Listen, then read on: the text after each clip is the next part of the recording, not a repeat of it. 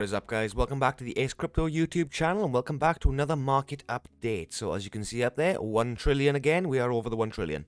So let's look down at Bitcoin real quickly. 23,944. So Bitcoin is definitely under the 24k, as you can see there. We were over the 24k roughly around this mark here. Well, it's just below this point there. That was 24k, but we have dropped slightly below now. I do expect this to probably go back up, I'd imagine, to the 24ks and start bouncing around. We can't seem to break out between the 24 and 25k range. We're just stuck. So looking at Ethereum, $1,889, so basically $1,900 there. So let's jump onto the Bitcoin chart, and you can see roughly in the 5-minute increments what has actually happened over the past 24 hours. So we've just fallen off a bit of a cliff, as you can see there. We've managed to regain a little bit of a support here. Hopefully we can make this one a support now, and we'll just bounce between these ranges. So moving on, what else have we got in terms of prices? Moving down, Cardano, 55 cents, 6% over the last 7 days. XRP, up 1%, wow. Dogecoin, 22% in 7 days, which is very good. Polkadot, SHIB, 29%. So a lot of people have been asking me why Shiba Inu is pumping so much. This is mainly because of whale buys, essentially, what I think is whale buys. So a lot of whales are buying up SHIB, a lot of Ethereum whales are buying SHIB, and we'll get into that later on as to why. So Solana's up just a little bit there, $43. What else is interesting? Ethereum Classic obviously is up over the month, as you can see there, up over the week. And it's definitely up over the month too, because obviously they're anticipating a bit more of a, anticipating more usage on the network when they move to proof of stake, and a lot of people stick with proof of work. So as you can see there, Shiba Inu is trending. BNB as well, which is obviously a very, very good network to be building on. So let's move on to the crypto bubbles for the day. So as you can see there, Dogecoin was one of the biggest bubbles of the day, 9%. It was a little bit higher earlier on. XMR, so that's Monero. So Monero did this interesting fork a couple of days ago, and it seemed to have pumped the price up. Thing that bothers me a little bit about XMR is the fact that they are a little bit dodgy in terms of, secrecy, anonymity, or whatever you want to call it. Sort of Filecoin, as I always say, I think Filecoin's a really good coin for the future. I will be buying a bag when we hit a bottom. I made a little bit on Dogecoin, as you guys know. I told you in yesterday's video, and I obviously made a little bit more. Basically, I had some bit of an insider tip on Dogecoin being a good investment, so I did my little bit of research on the charts to make sure it was a warranted pump, and yep. We did break through the, 441 day? So it's not looking very good for Doge over the past year or so, but obviously it's had a bit of a movement now. Mainly because of obviously a lot of the dog coins are moving, Dog coins are moving at the moment. So let's jump on to the first thing about the news. So Polkadot-based Akela dollar burns 1.3 billion misminted stablecoins. So basically what happened on this Polkadot stablecoin is they basically got hacked. Went from nearly zero on Monday, so it dropped like 55% or something. It regained most of its percentage quite quickly on, but basically what actually happened with this is 1.3 billion tokens were minted, which offset the price essentially of Akela. So basically what they did is they burnt the tokens. So we back down to zero again, back down to how we should be roughly. So it just goes to show that these stable coins and stuff are not impenetrable, They're not impenetrable, so just keep that in mind, guys. You could have made some decent money if you bought to the bottom and doubled your way up to the top. But moving on. Jump Crypto announces plan to build a new validator client for Solana. So hopefully the initiative's main goal is to boost scalability and reliability of Solana's network. So hopefully this will actually be able to, make Solana a lot more reliable, because I like the network of Solana. I just hate the fact that it's never working. I say never working as, that's a pretty grim way to put it. They're not the best blockchain out there, and we all know this. So let's move on. Today's going to be a bit of a quick one, guys. There's not really much in the news. A Ripple executive joins Algorand Foundation, so that's a bullish to the moon, as you guys can probably tell.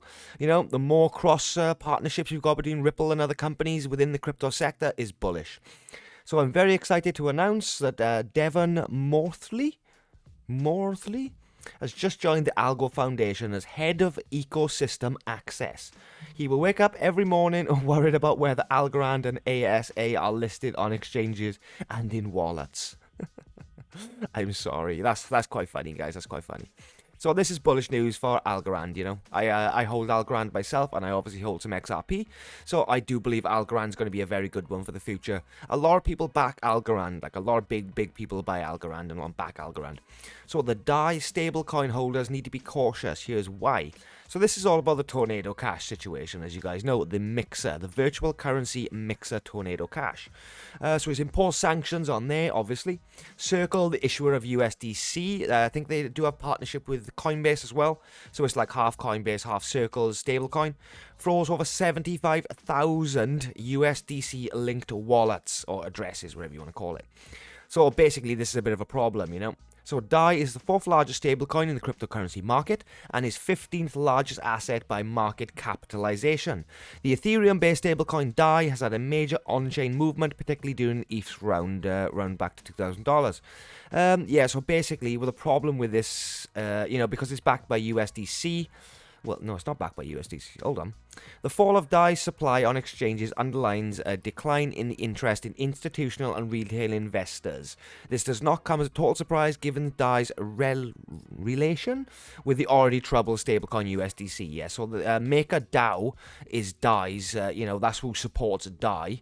More than 50% of MakerDAO's DAI is collateralized by USDC. Right, okay, I gotcha. It's collateralized by USDC, or most of it is. So that is how DAI is generated by collateral there. You can see what is backed by essentially is Ethereum, USDP, wrapped Bitcoin by the looks of it. Yeah, so most of it is USDC. So a lot of these wallets getting sanctioned isn't good news for the future of DAI, essentially. Yeah, so that's basically what's happening there. Hopefully DAI doesn't depeg, and I don't think it will, but you never know. You never know, guys. Excuse me. Right, how much SHIB is the largest 100 whales holding? Wait, this is how much SHIB 100's largest Ethereum whales hold. Yeah, okay. So these are the top 10 by the looks of it in terms of Shiba Inu. Top 100 ETH whales are holding, yeah, mostly Shiba Inu. See, a lot of these coins you probably haven't heard of. Link, obviously, you've heard of. Mana, you've heard of. SHIB, you've obviously heard of, but the rest of them are probably underknown coins. Basically, the thing about whales moving is whenever whales move money, or big amounts of money, or they all vote to move a lot amount of money together, prices move. Prices move a lot. So you shouldn't invest like a whale, but you should watch whales' wallets, essentially. You shouldn't invest in projects like a whale, essentially, but you should be investing and basically selling. It's a good indication of selling power, or when to sell. Is when whales sell, you should probably sell too. But whereas the coins they're buying is probably not really the best for the average person, you know? Because they do things a little bit differently within the crypto market. What do whales holding on Shiba about? A dense accumulation of Shiba Inu by Ethereum whales has been going on for several months, and now those who started gaining SHIB since May this year are already in profit. So basically, the small amount of movements essentially makes a lot of profit for these guys, essentially, you know what I mean? So let's move on. Law comes to ETH, where are the boundaries? Are we going to... No, we can't read this one, can we? Never mind. It's probably a crap article anyway, and I'm not signing up for nothing. I'm not signing up for nothing. So XRP classified as digital currency by Goldman Sachs, Wells Fargo, and HSBC. Like, this is just like, you know, one of those moments, you know, the Thanos moment. I'll do it myself. Like, you know what I mean? Literally classified it as a digital currency. Job done. You know, and this is banking firms and obviously Goldman Sachs and Wells Fargo, you know what I mean? So this is very, very bullish for XRP in the long run. So I'm really, really hopeful on this one. It's going to change some minds over. So as you can see here, where is it? The center of the issue, basically the Bill Hillman speech, who started the Ethereum was a security in December 2020. The SEC filed a lawsuit against Ripple, we all know this, and two of his executives alleging that they raised over $1.3 billion through its unregistered digital asset securities offering. Yeah, we don't buy it, guys, we don't buy it. So basically what this one's all about is basically, you know, a lot of the banking sectors have basically just put a brand onto XRP as a digital currency, which, let's be honest, we needed to do. So hopefully this type of regulation will push forth actual regulation throughout the governments and sectors, essentially. One is HSBC, which is obviously a UK bank, or a very big bank in the UK, so it's looking very, very good. For example, Ripple's XRP ledger provides real-time cross-border settlement using tokens that represent central bank currencies. That's exactly what it is. It doesn't represent the Ripple, Ripple as a company, so it cannot be a security. Nice and easy way to understand it there.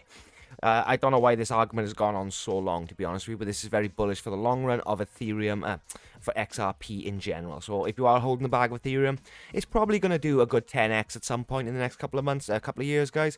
So a 10x is probably a good margin. If you think it's going to hit $10,000, I can't wait. I really hope that it's going to, but I doubt it, I very much doubt $10,000 per XRP is on the cards, but if it is, we're all rich people, This is an interesting one. So as you guys know, the first interview from Do Kwon came out yesterday, and we all learnt nothing from it. So it was all basically an emotional ploy, essentially, What they were basically saying is, feel sorry for me, I didn't know this was going to happen. It was very emotion-based interview. It wasn't very technological-based interview, What actually happened? Describe to us what actually happened. Where is everybody's money gone, What was the background behind the actual collapse? But he didn't say any of that. He just talked about himself. So we all want to see a lot more. Everyone's calling for a second interview, essentially.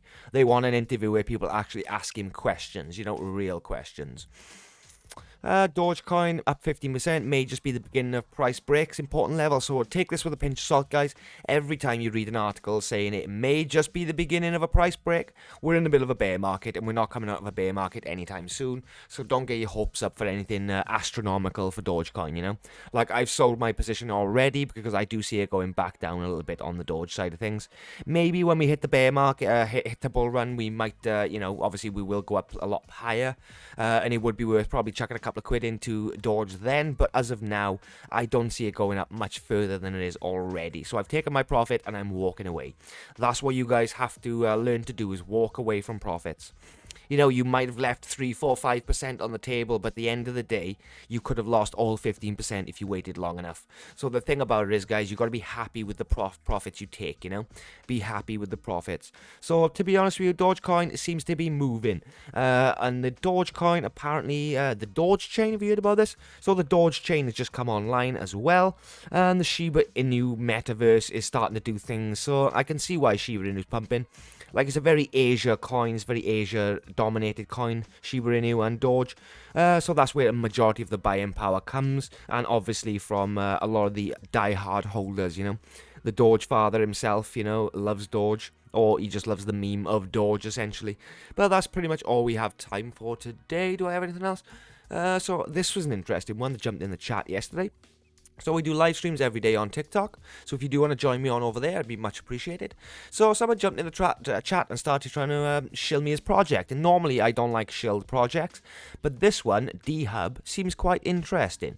So it's got streaming, gaming, shopping, learning, earning. It's pretty much everything under one roof. You can mint NFTs, you can play games. It seems very interesting. It doesn't seem like it's rubbish, You can earn multiple ways to earn across the platform. Engagement, staking, and airdrops. Very good. Learn a wide array of educational content. Brilliant. They got a shop, play NFTs, you can watch videos and stuff. I like this as a project. I gotta be honest, guys. Seems very, very interesting. So this is just one to keep an eye out for on the future if you are interested. This is another project that I'm looking quite heavily into as well, as Casper. I need to figure out if it's something I need to invest in or whether to wait on this one. So Casper is one to watch, but obviously do your own research, guys. Do your own research. So thank you very much for joining me today, guys. Make sure you're liking and following, because there's new videos every single day. And jump on over to the Twitter as well, because Twitter is a fantastic resource to find out pretty much everything there is to know about cryptocurrencies. So thank you very much, guys. Make sure you're following, liking, and all those other good things, and we'll see you in the next one.